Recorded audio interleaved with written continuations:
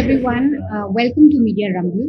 I'm very honored today to hold this discussion on hate speech in news and the role it played in the genocide of Tutsis and moderate Hutus in Rwanda in 1994. The Rwandan genocide, as you know, was a killing spree that lasted for about 100 days. It killed over 800,000 lives. And today we're going to examine a little bit on the role of RTML, or Radio Television Libre des Mille Collines, and how it played a role in the genocide. I'm going to just quickly again briefly introduce our distinguished guest today. We have Claude Mugabe with us. Claude is a genocide survivor. He's served for 7 years as a Genocide Museum guide in Kigali, and he's also authored a research project called The Role of Hate Media in Spreading Genocide Propaganda in Rwanda. We also have with us Mahmood Mamdani. He's the Herbert Lehman Professor of Government at the Department of Anthropology in Columbia University. He specializes in study of African history and politics. His book, When Victims Become Killers, Colonialism, Nativism and Genocide in Rwanda, is really a seminal piece of work that you have to read if you understand what really happened there. We're really glad that both of you have joined us today, and we hope this is enriching for our listeners and viewers. Claude, I'd like to begin with you. You are a survivor of the genocide, and we know the role that RTML played in this ghastly episode of history. I just want you to take us back to those days and tell us what it was like listening to RTML, and tell us what is the sort of language that was used, or how did this radio operate that it managed to poison so many people? Thank you very much for hosting me, and I really apologize for attending too late. I was at work and I struggled to manage, being connected with you immediately. Starting from your question, during 1994, I was almost 9 years, between 8 and 9 years, and a child of that age could be easily, listen or memorizing some worst event. This is the reason why, from my experience, when I remember where we were hiding in a house of, he was a killer, and he was actually one of the killer in the region, and he was a friend of our father, and he decided to protect us against other killers, even if he was a killer, but he sometimes also protect others. This is why we were actually, I remember that he took us from home and then he hid us. So during the 5 days we stayed in his house, we always take a time to listen from the radio. Now, what I remember from the RTLM is that most of the speech from I can call them unprofessional journalists, because those people who reporting hatred news, they were not professional journalists. There are those journalists who are actually taken from out without enough education, and they are the ones who are used to manipulate and to propaganda genocide ideologies through hatred broadcasting. So what they did was not an official report on official events. It was just a dialogue between the two journalists. The RTLM has two journalists, not well educated and professionals, and sometimes they use non-educated words. For example, they used to call Tutsis insects, enemies of all people of Rwanda. They used to name insects, snakes, and most of the time when you hear them, radio station, RTLM help ordinary killers, those people who are just recruited to kill. They ask them to carry the radio wherever they go. Carrying the radio, listening from RTLM, and through that radios, they conducting this hatred speech through the RTLM. And what I remember as an experience, one day, a journalist called Cantano. He was a Rwandan.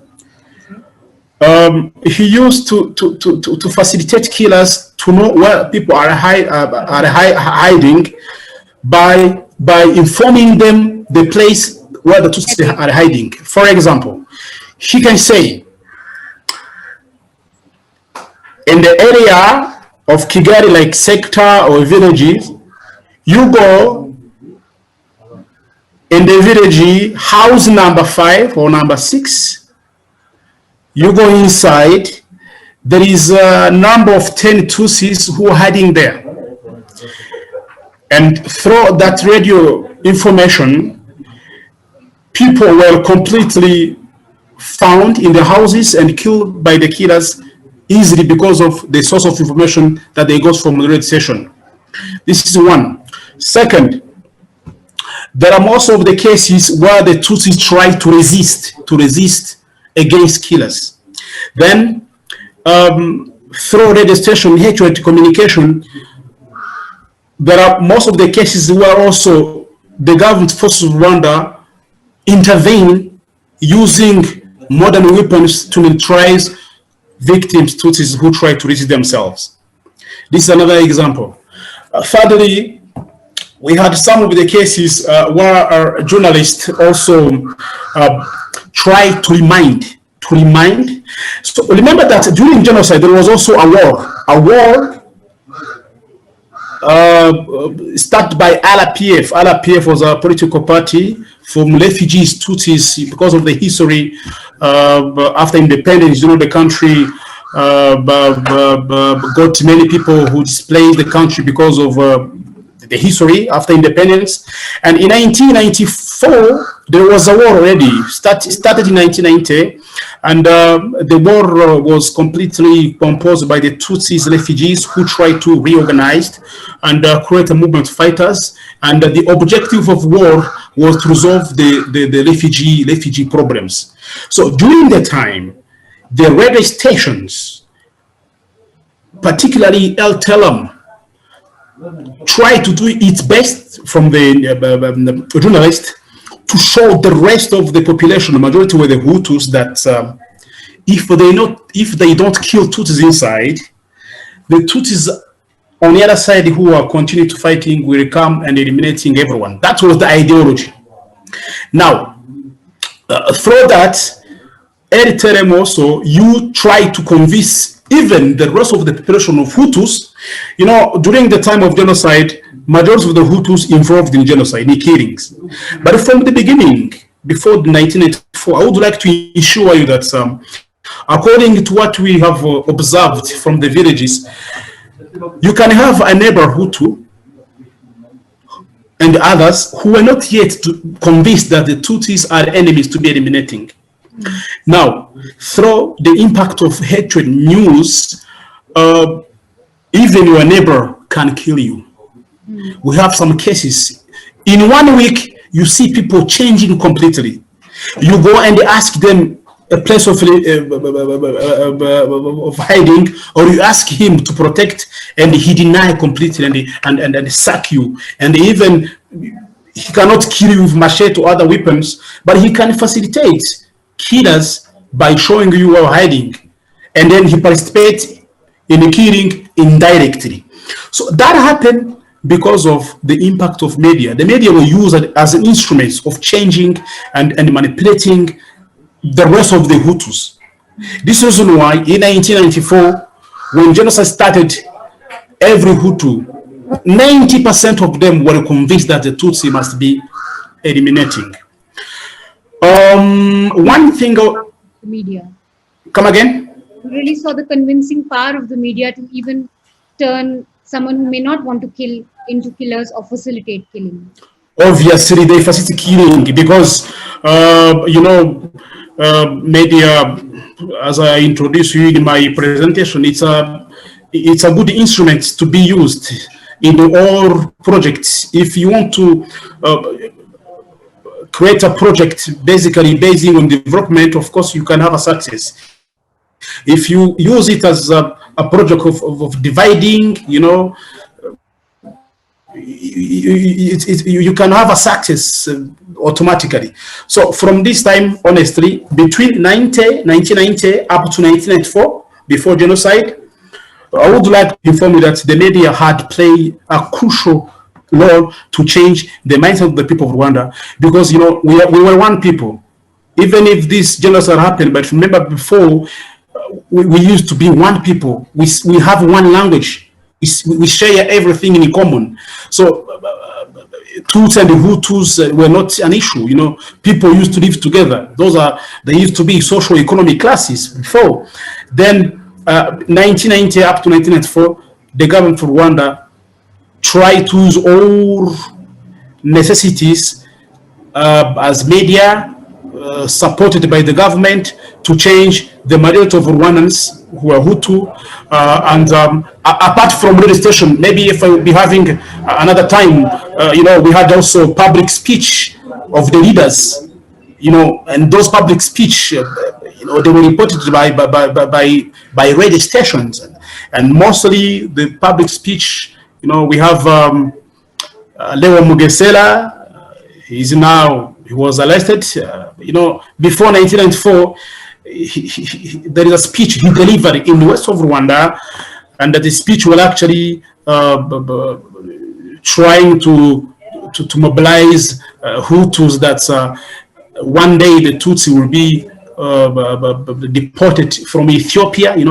Those are different ideologies, that caused that the Tutsi were not native of Rwanda, and in order to implement or execute those ideologies, the media was used as a key to change or to implement quickly those hatred policies. Yeah. Okay. So, Professor Mahmood, that's very Claude kind of really powerfully told us how the media can turn a neighbor against a neighbor. And I think one of the things that why we talk about Rwandan genocide and why it's so etched in our memories is because of the scale and because how these were ordinary citizens who carried out slaughtering. I want to give the floor to you now to, we blame the media, but I want to know whether something so drastic can happen without deep divisions that already exist. Uh, please tell us what you found there when you went there. You mean? Okay, thank you. Thank you, Manisha. First, I thank the organizers for inviting me. Second, I want to say hello to Claude. Hello, sir. Maramutseho.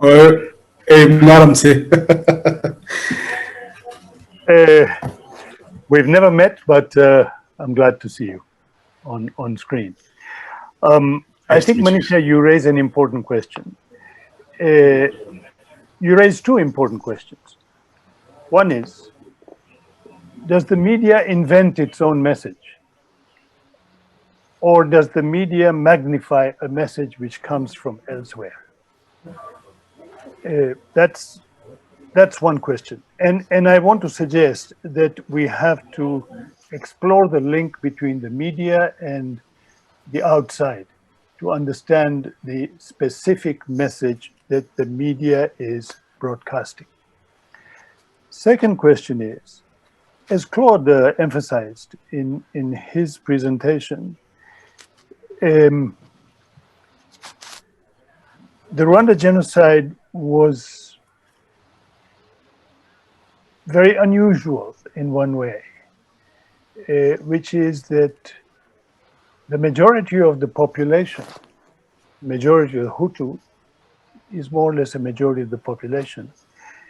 A majority of the population was involved in the genocide. Mm-hmm. The genocide was not carried out Germany style in concentration camps by apparatchik and technicians of the government. The genocide was carried out in the open with a very elementary technology, machetes, by millions of people. 3 months after the genocide, I went to Rwanda because I used to teach at Makerere University in Kampala. And And I went to Rwanda, and I was so surprised to find that so many of my former students were there in the RPF, and they were middle-level leaders. And then I got a chance to meet President Kagame, and I remember one of the things he said to me is he said, Mahmood, this genocide was carried out by millions of people. So what do we do with these killers, millions of killers? So that's the second question, which is a genocide with a popular agency. Okay, it's not a conspiracy of a few individuals. Of course, there were leaders, right? And Claude has emphasized the particular kind of politician. But without the involvement of vast masses of people, wouldn't have happened. So I think there are two issues here. One is a history. There is a history which politicized the two identities, Hutu and Tutsi. It politicized it. It's a history which goes back to the colonial period. And it politicized the two identities in the sense that if you were a Hutu or a Tutsi, a child born as a Hutu or a Tutsi would more or less know which school they would go to, which job they would get, what would be their life circumstances. Hutu and Tutsi were not just cultural identities. They were larger than culture. And in a sense, they were political because they were imposed through law. The law defined you as Hutu or Tutsi, and that definition decided what your life chances were. In the year of the genocide, 1994, immediately after the genocide, we African intellectuals, I come from Uganda, third generation in East Africa. We African intellectuals had a meeting in Arusha, in Tanzania, small town of Arusha. There were over 100 of us. And one of the questions raised in that meeting was, people said, look, this is 1984. Two major events have happened in Africa. One is the genocide in Rwanda. The other is the end of apartheid in South Africa. Two radically different developments. And the question was that if somebody had asked us 10 years ago, somebody had told us 10 years ago that there was going to be a genocide in one of these places and a reconciliation in the other, none of us would have been able to identify the place of the genocide and the place of reconciliation, because in 1984 in South Africa, there was a civil war. South African Defense Forces, the army, had taken over townships, and there was fighting going on all over the place. And in 1984, in Rwanda, the Habyarimana-led government was attempting a reconciliation of Tutsi and Hutu inside Rwanda, not outside, but inside Rwanda. So this conference emphasized the incredibly important role of politics, its destructive role at the same time as its creative role, right? Its creative role in South Africa, its incredibly destructive role in Rwanda. It also destroyed some illusions that we had, because, you know, we, especially progressive intellectuals, we used to think that violence is an outcome of class conflict. And we thought, especially after independence, that if there's violence, it will be either revolutionary or counter-revolutionary, but it will be a violence of the rich against the poor. But Rwanda was not a violence of rich against poor. Poor were killing poor, and rich were killing rich. Right? There was another school of thought which said, no, this is cultural. Meaning these cultures cannot live alongside each other. But that also didn't make sense. Because if you looked at history, you could find different historical periods. The cultures were the same, but the relationships were different and they were changing. So in the book that I wrote, I explored the political side of this. And I explored the historical side of this. Manisha, feel free to cut me off. Where would you place the media in this? Do you think it was simply an arm, just one of the tools of the politicians? Or would you, when we look at the media's role in this, do you think blaming the media completely would be an exaggeration? They were simply a political tool? Or do you think that it was as powerful as a politician, for example? Well, the media were willing tools. They were not inert. They were not unthinking. They were not without agency. They were willing tools. And they were willing tools of a very specific kind of politics. They understood what they were doing. And they did it, not only willingly, but also enthusiastically. Now, And sorry, go ahead. The question is, in that situation, what is the responsibility of those in the media who don't share this message? People like you and all your colleagues and others that we know, what should be the responsibility of media? I mean, this is an opportunity to ask that question too. And Claude, I want to ask you, we all talk about RTML, but what about the other media around at that time, newspapers or other radios? Was there any resistance from other journalists or other news organizations? You're on mute. You'll have to unmute. Yeah. Thank you so much. On my research, when I finished my degree, I emphasize on written a newspaper called Kangula. I think in my presentation also you have seen that. So most of the research I did was only about Kangula, but in my research also I've seen some of the newspaper. You know, if you can see in my presentation, in 1990s, Rwanda has not yet established media law.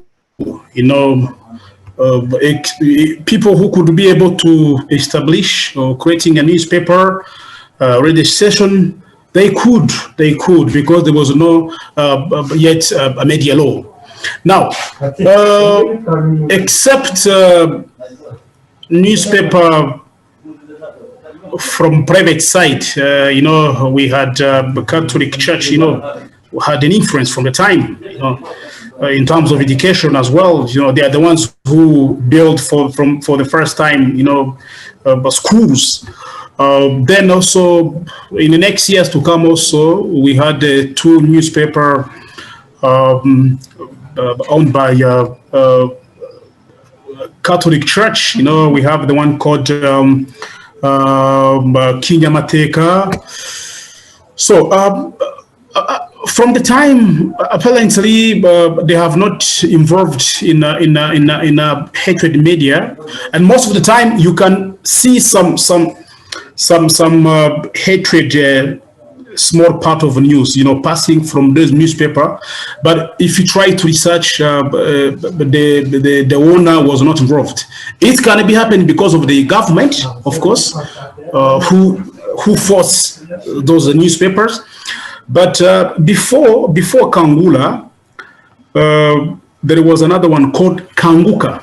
It's in Kinyarwanda version, but if I try to explain it, translate in English, from the beginning, Kanguka was actually owned by some Tutsis. You know, the Tutsis.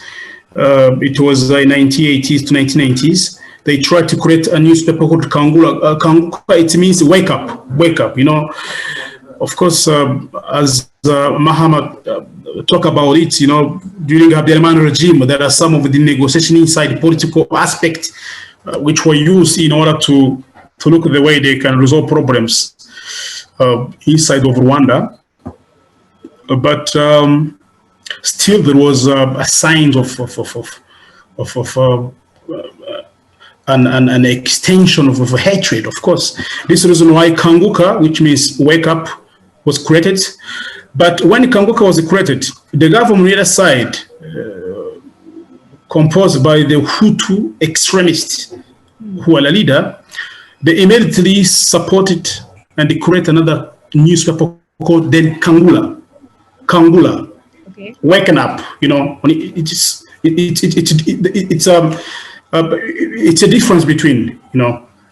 Then Kangula was just created for the Hutus in order to make sure that the Hutu will be able to know what was going on. And then during Kangura periods, the titles, you know,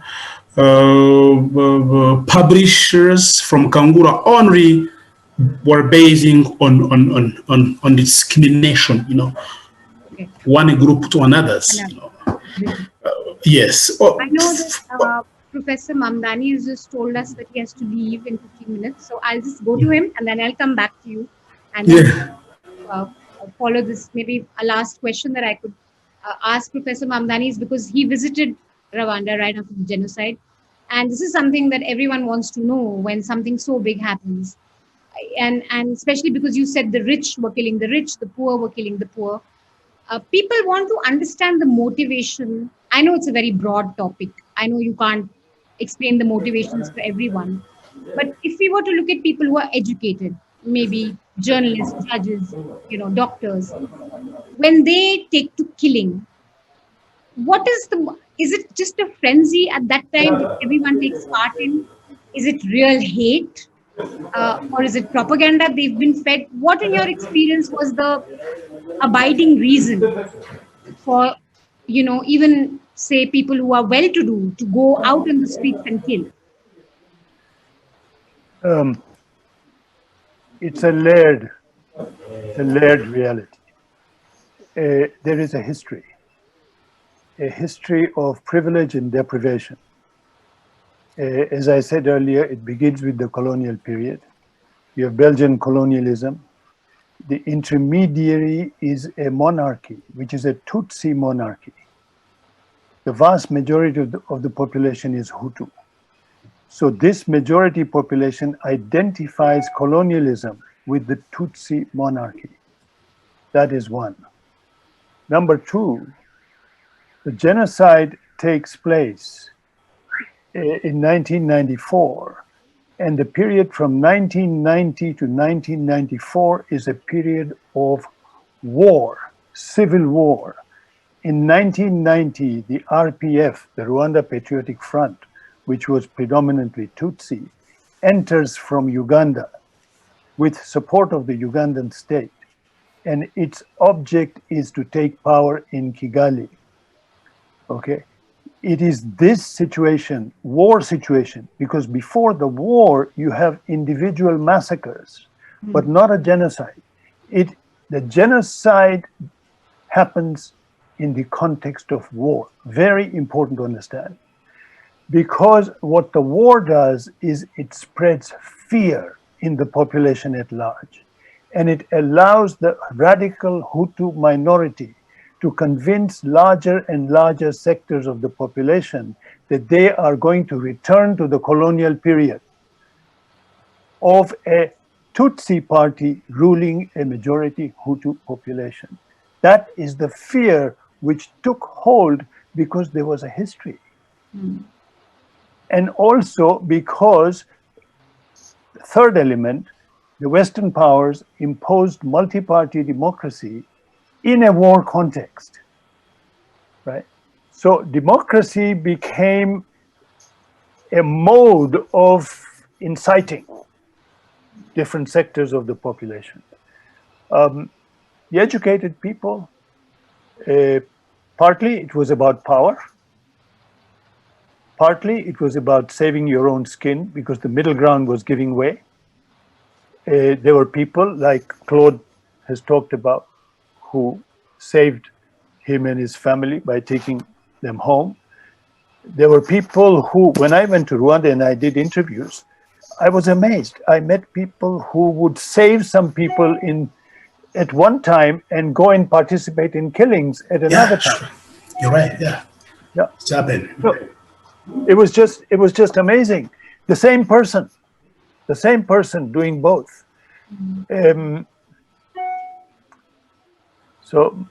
Manisha, I will wait for you to tell me when I can go to my other appointment, okay? Oh, if you, we can, I'll just see if there are any, okay, there's one question, maybe you can take that and then you could leave. We have one audience question, which is gonna not go by the format and just give you a question right away.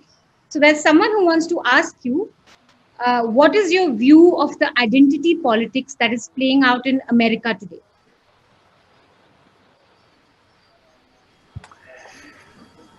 Well, again, the American situation is layered.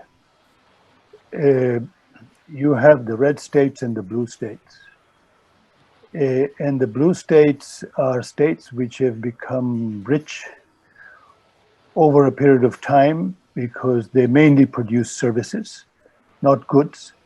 And the red states have become poor over time because they mainly produce goods, not services, because that is where deindustrialization has taken place. That is where manufacturing has been in a deep crisis.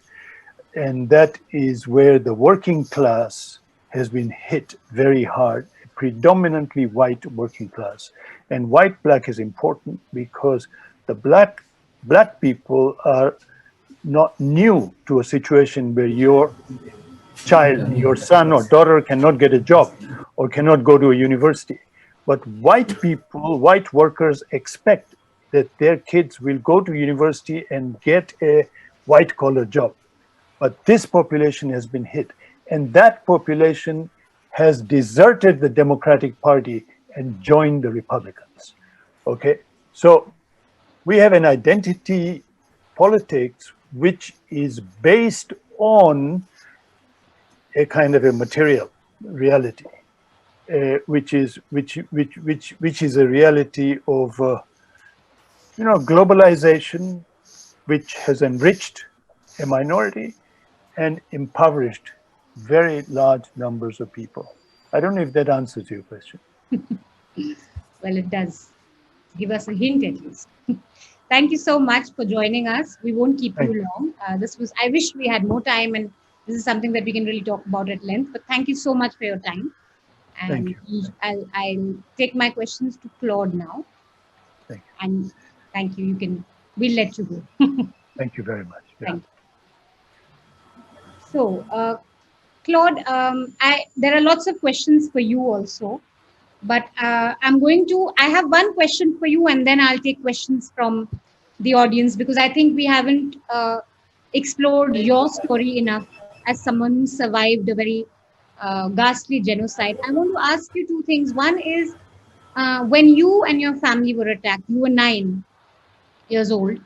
When the mob, can you explain to us what exactly happened? And when the mob came for you, when there were people came to attack you, were there people you identified in it? Were there people you knew? Were there people who were your neighbors or your friends? I'm curious to know that. Thank you so much. Before I ask this question, allow me to go back quickly through the history. before 1994, even before the colonial period, let me start from there. Tutsi, Hutus, there were three people. Tutsi, Hutu, and Twa, they classes. There was social, economic class. There was no any problem that happened before.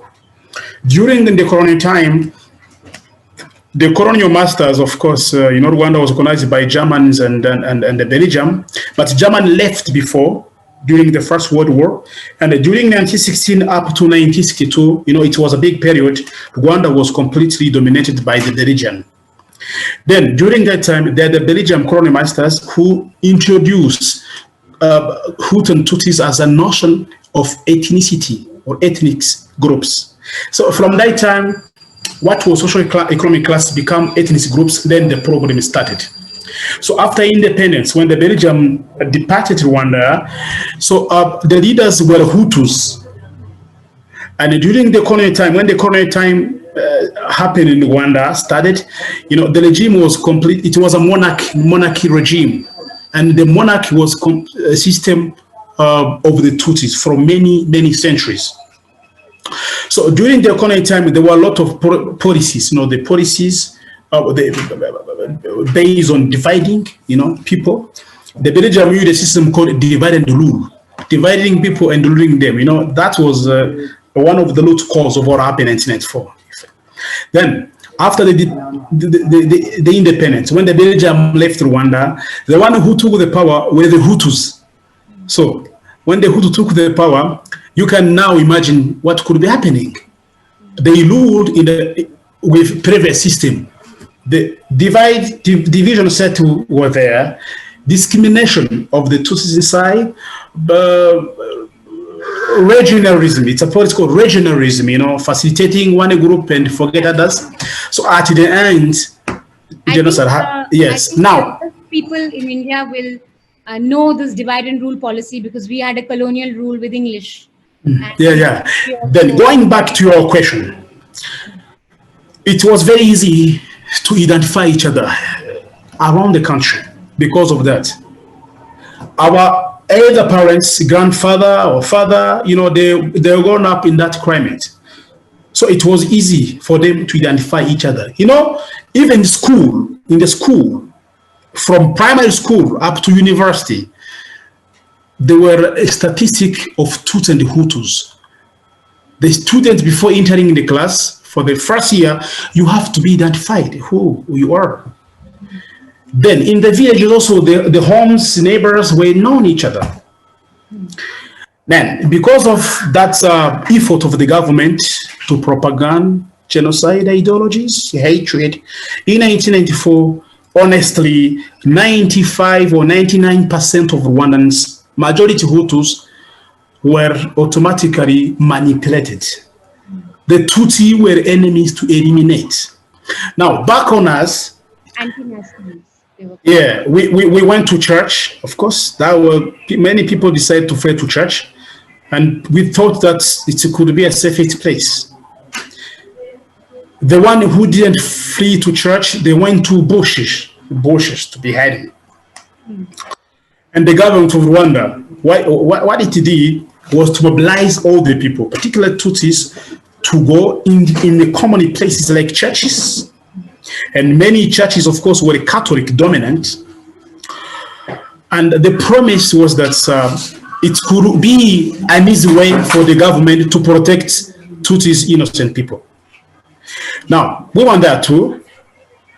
And from the beginning, there were young people called Inyalangu militia trained to kill from Hutu side. They are the one who attack from the beginning. Then, as a common characteristic, wherever there were refugee camp of the Tutsis, churches, some hills, public school, there used to be refugee camps of Tutsis. From the beginning, they tried to resist and defend themselves using traditional weapons, but it wasn't enough. The militia were trained, use modern weapons, gunfire. What I remember is that people try to use, stones,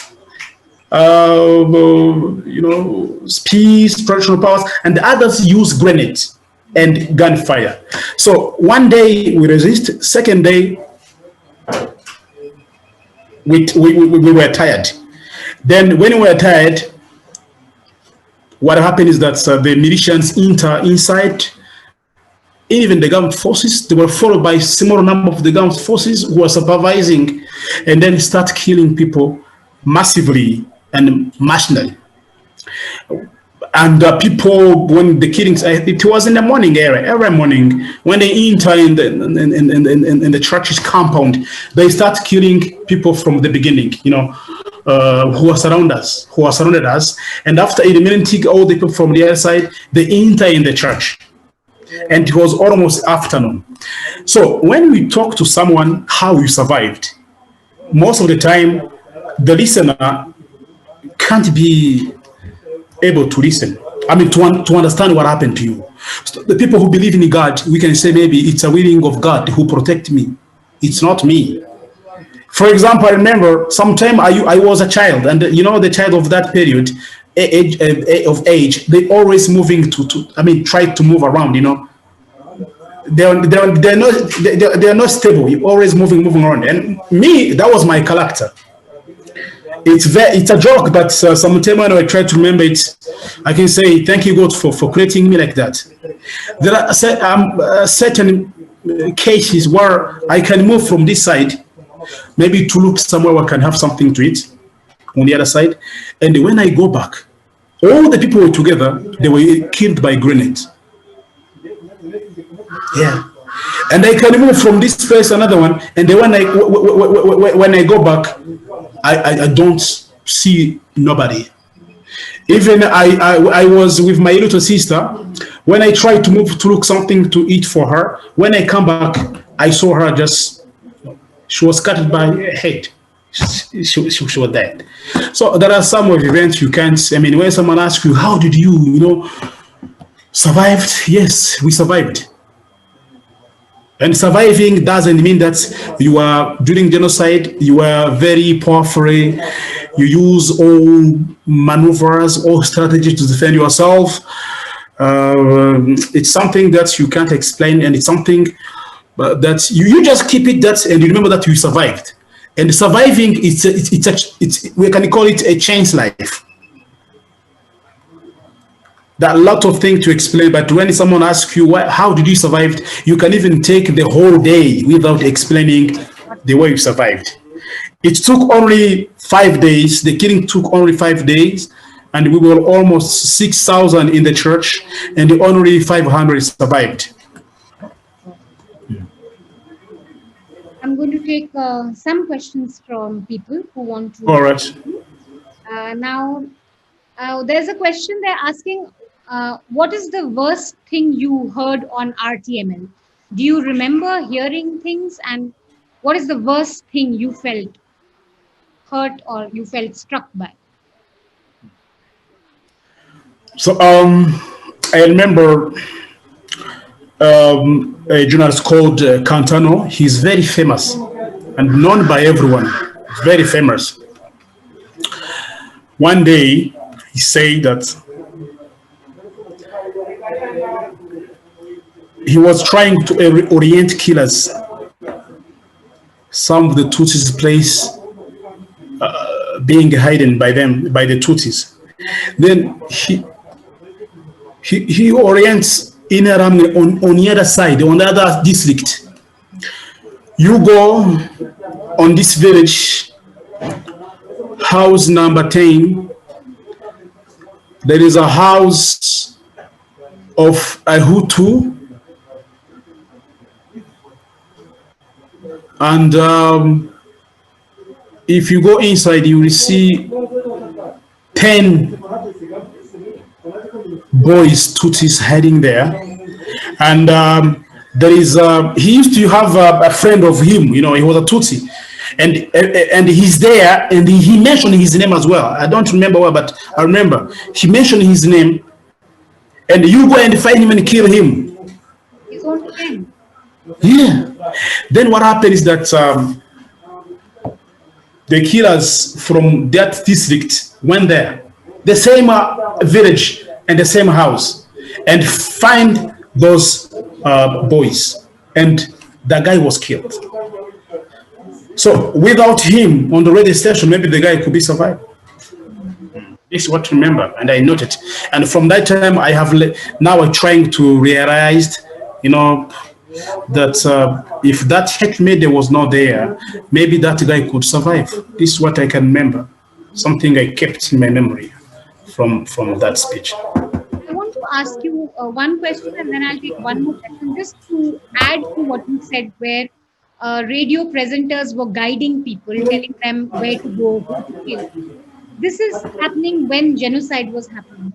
But before the genocide, can you tell me what sort of language they used to dehumanize the Tutsi people? What did they call them? All right. All right. Like today, I would like, yes, I do understand you. So I would like to inform you that before genocide itself, LTLM was just created 1 year before genocide, 1 year before genocide. And previous years, there were no radio station which mobilized hatred, apart from newspapers. So let me talk about newspapers. So Kangula, as a study case I did, Kangula, if you try to see from some of the articles from Kangula, if I try to go deeply by explaining the term genocide, to understand it, there are almost, I think, 8 stages of genocide. Among of 8 stages, or some of the, such as say 8 out of 10, but among of the 10 stages of genocide, the third one called dehumanization. Before genocide, Kangura used to mention, I mean, to publish some articles which contains dehumanization.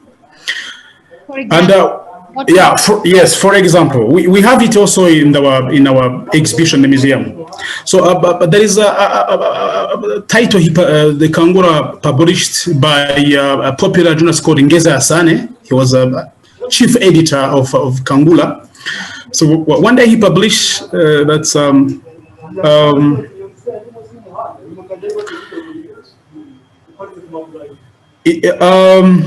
it is not.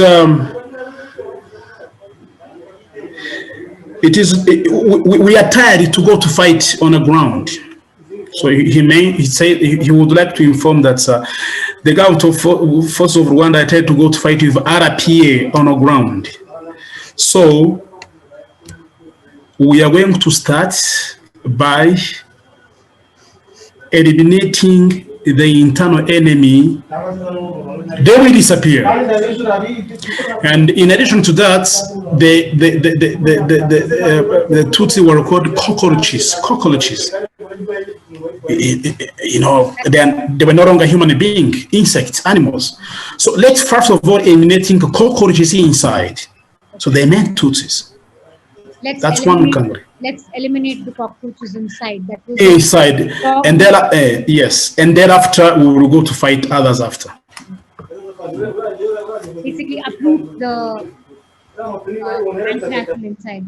I'm going to take questions now because I shouldn't keep asking you all the questions. All right, it's okay. Thank you. One question from. Sorry to interrupt, Claude. There's just a bit of background noise. If you could sort of address that. Okay. Yeah. There's just noise in the room that you're sitting. I think it's someone talking. Yeah.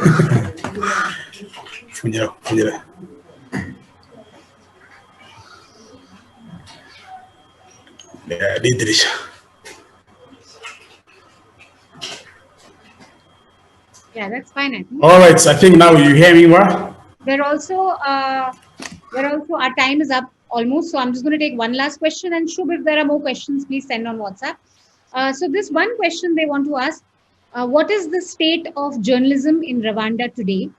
And because journalists they spread hate, and because of journalists, there were murders in the country. Does an ordinary Rwandan today trust the media? Do they trust the media, or what is the relationship now between media and people in Rwanda? A good question. A good question. Today we shifted from um, primitive traditional system of media. Now we are in a modern way. Now we have a lot of media, and now the media policies now has a law. And according to what happened in 1994, according to experience done by the media, hatred media, I would like to inform you that today there is a law which was adopted against genocide ideology. And the media also involved. Anyone who try to mobilize another or publish another element of of a hatred, genocide ideology as well, there is a law against that. This is one. Second, we have many private media today.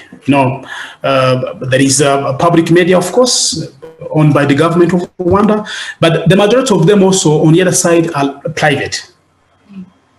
So it means that apart from a law against genocide publications, we have other private media who can, discover and develop the content of information, but also the law of hatred publication also.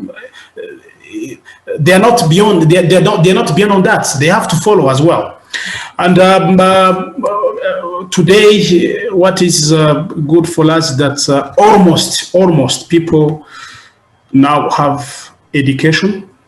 The majority of Rwanda are educated. I would like to inform that before the genocide, it was easy for the media to manipulate majority of Rwandans. But today, people could now having that capacity of analyzing and criticize and critical thinking, before following someone or before obeying. This could be another opportunity we have today. But honestly, according to what happened before genocide, today we have never had any case of hatred media, apart from some political issues, and this can be happening elsewhere. And what about social media? Because we know, for example, in Myanmar, there was a genocide of Rohingyas, and Facebook played a role in that, in the sense that we know that there was hatred posts made on Facebook that colored people's perception, that led them to commit ghastly crimes. How is the social media there on Facebook is regulated? You cannot, how does the government keep a watch on people's social media? All right, thank you so much. Another good point.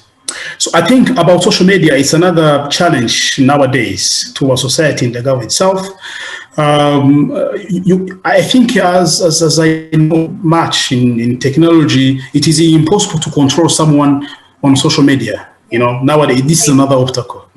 Then we've seen many of the people who are out of Rwanda, and of course, majority of them they were denials of genocide. And if you try to go in the background, most of them they are perpetrators of genocide. They were not yet arrested, but they are still there. Others are the young people, for example, from the family perpetrators, maybe who are on the western side of the world, European countries and American countries, who are still using the social media to continue to spread the message of hate. Honestly, nowadays, even me, I used to check YouTubes and Facebooks, and I sometimes see those radios and UTB radio channel, Facebook's accounts. As a response of that, because even the government has not the right to control the social media, and what we do, it's not only the government responsibility. It's the government of everyone who can think positively, and maybe who remember what happened. They create radio station, and then they ask comments, and for that, what we do, of course, we saw and then we try to convince them by commenting to what they talked about, and try to prove them wrong. You are talking about this, but for us who are there, who in the country, this is what could be. This is what is happening. What you're talking about, it's wrong. So engagement from your side.